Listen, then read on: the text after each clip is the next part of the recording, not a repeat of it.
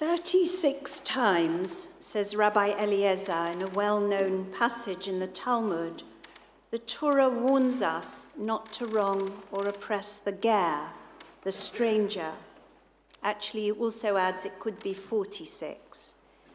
Twice in the verses we read this morning from the book of Exodus and again in Jeremiah, the stranger is singled out as being the object of God's and therefore the Israelites' special concern. The stranger, a foreign-born permanent resident whose status was between the native-born citizen and the foreigner temporarily residing outside their community, is mentioned alongside the widow, the orphan, and the poor, and must be shown special sensitivity and consideration. Any violation of that concern will evoke God's anger and indignation. If you do mistreat them, says the Torah, I will heed their outcry as soon as they cry out to me, and my anger shall blaze forth, and I will put you to the sword. A midrashic commentary to the verse, you shall not wrong a stranger or oppress them, notices that two Hebrew words are used in this sentence, two verbs, v'ger lo toneh v'lo tilchatzenu. These are not simply synonyms for oppression, but denote, says the Midrash, verbal and emotional abuse in the first case, and financial, defrauding abuse in the second. Why so many references throughout the Torah to the stranger, the poor, the orphan, and widow? Was exploitation so widespread that the law had to be stringent? It was necessary, emphasizing the gravity of the sin in the eyes of God. Throughout Tanakh, God champions the cause of the downtrodden. The book of Proverbs expresses the same conviction as our Torah portion. Do not rob the wretched because they are wretched. Do not crush the poor in the gate, for the Eternal One will take up their cause and despoil those who despoil them of life.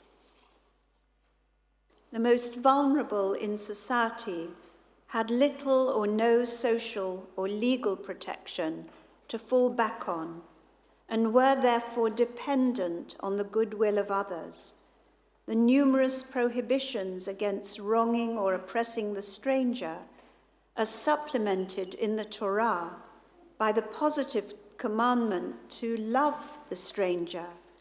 In the Holiness Code, in Leviticus 19, we read, disappeared off the screen, when a stranger resides with you.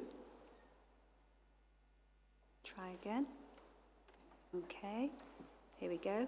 When a stranger resides with you in your land, you shall not wrong them. The stranger who resides with you shall be as one of your citizens. You shall love them as yourself, for you were strangers in the land of Egypt. I am the Eternal One, your God. And in Deuteronomy, chapter 10, we read, for the Eternal One, your God, is God supreme and Eternal One supreme, the great, the mighty, and the awesome God, who shows no favor and takes no bribe, but upholds the cause of the orphan and widow, and befriends or loves the stranger, providing them with food and clothing. So you too must love or befriend the stranger, for you were strangers in the land of Egypt. It was these injunctions and the teachings of the prophets on ethical conduct that defined and continue to define liberal Judaism. Rabbi Dr. Israel Mattock, the first liberal rabbi in this country and of this synagogue, wrote the following: the principle, haven't done this very well, have I? The principle of righteousness underlies all the moral and civil laws enunciated by Jewish lawgivers. They sought by these laws to make men just and establish a just society. And in a chapter entitled True Religion, in another volume, The Thought of the Prophets, he emphasized the inextricable bond between faith in God and morality. The law of God requires more than conventional morality, he wrote. True religion always imposes the duty to examine and judge the generally accepted moral standards. The prophets strove to reform a social system which permitted and even fostered social evils. The law of God requires a just society, so true religion must work to create it. The good life for persons and the good society for a nation must be rooted in a dynamic faith in the true God. It is an easy thing to preach on these texts with integrity, to highlight the timelessness and universal nature of ethical monotheism. These laws have religious values. They speak about the nature of God, and they have moral values. They enjoin us to treat our fellow human beings with dignity, respect, and compassion. This is the Judaism that you and I embrace as members of a liberal synagogue. This is the progressive Jewish message that I hope our new movement of progressive Judaism will set as a clarion call to all its members and those who are not yet members of progressive synagogues, because these are the truths that lie at the heart of good religion. But that is only half the story, because the Torah, the biblical and rabbinic tradition, also includes challenging and erroneous messages. The Torah does not go as far as to abolish slavery, although it acknowledges the human dimension of the relationship between slave and slave owner, hence the ambivalence in the legislation that I mentioned earlier. More egregious are the laws that treat women and responsibility for their sexuality as belonging to their menfolk. Just a few verses prior to the passage we read this morning, the law enjoins the following: if a man seduces a virgin for whom the bride price has not been paid and lies with her, he must make her his wife by payment of a bride price. If her father refuses to give her to him, he must still weigh out silver in accordance with the bride price for virgins. Deuteronomy's similar law refers to forced, non-consensual sexual intercourse, as a result of which the man is punished by paying the girl's father 50 shekels of silver, and she must become his wife. And the verse concludes, because he violated her, he can never have the right to divorce her.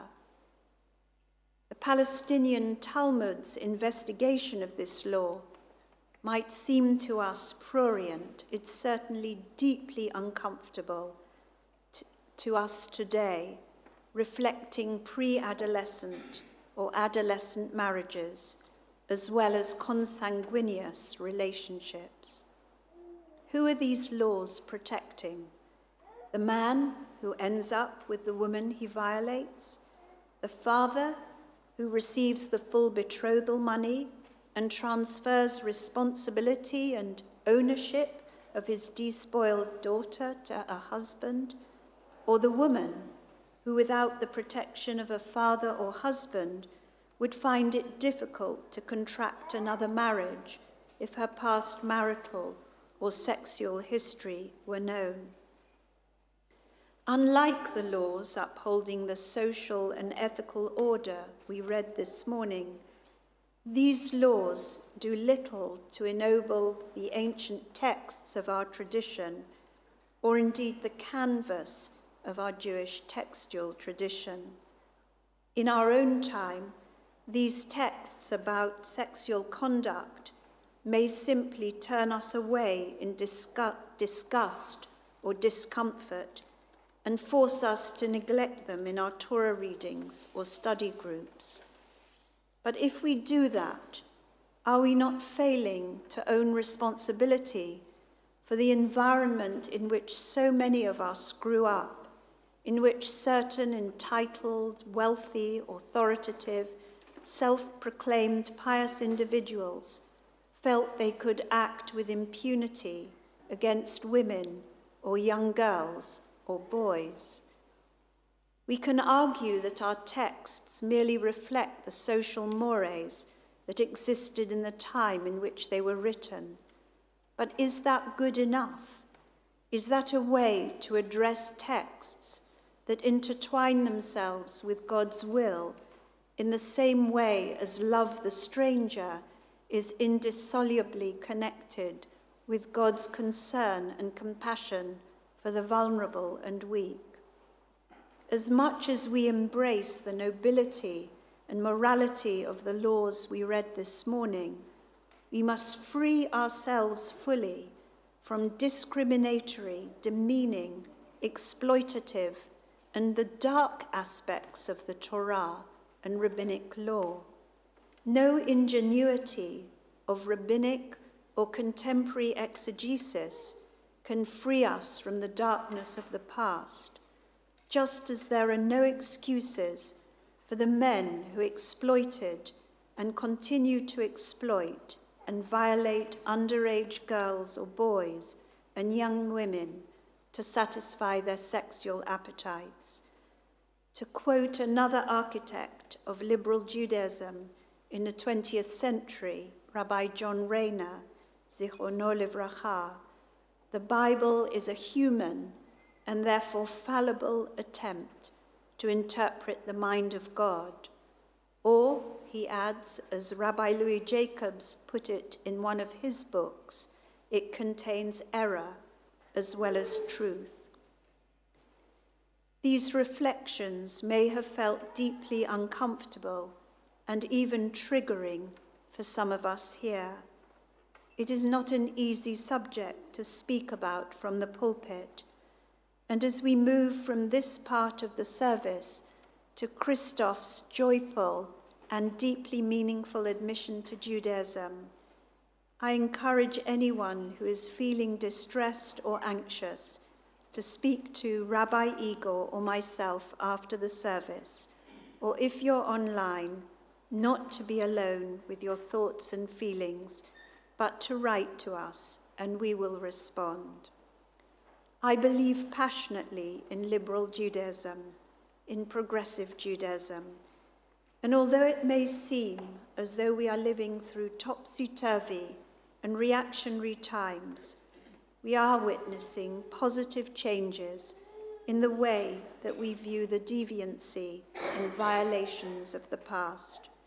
And with the appointment of a new female Archbishop of Canterbury, Sarah Mullally, who has spoken from this pulpit at one of our Hanukkah multi-faith celebrations, perhaps we can hope for a deeper respect and regard for women and their integrity in the future. Amen.